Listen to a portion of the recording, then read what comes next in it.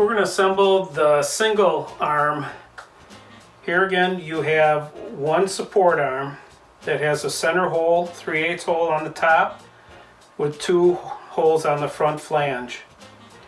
The hooks can be mounted to either one of the sets of holes. So sometimes you may want to go, depending on your garbage can, go to it, place the arm, and then either tape it or see if you have to use the inner holes or a combination of outer one and even an inner one to make it work with your handle. So we're going to assume that we can go to the outer holes here and we're going to assemble the hooks. The tools that are going to be needed to assemble any of our products are going to be either socket sets, open end wrenches, or a combination. The sizes 7/16 and 9/16 in either combination. Very simply, we'll take the hook. There is no left or right with the hooks, they're all the same. Take your support arm. The hook is going to fit, if I can get it right there, showing it. There's a bottom flange. That bottom flange is going to be on the bottom of the arm. So somebody just add those two together. And you're going to have one back retainer bracket per can handle. You want to order another one if you have a real bumpy or very, very steep driveway. We suggest getting the other set so you'll have 2, and we'll show you, we'll put 2 on this one.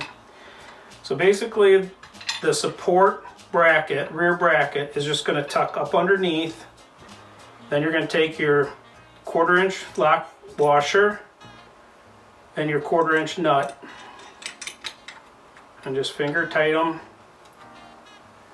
And then with a 7/16 open end wrench and then a 7/16 socket, if that's what you're using, go ahead and keep them aligned and then just tighten them up.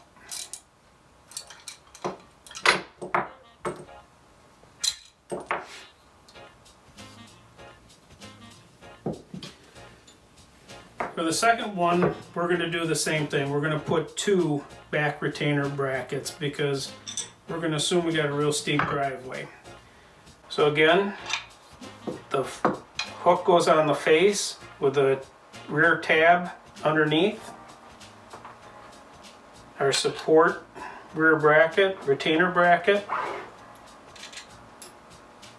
lock washer,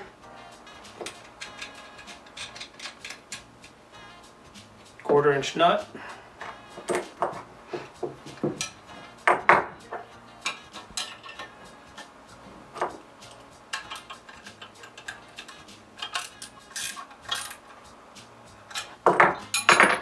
get them tight, and that's the assembly of the 12-inch arm.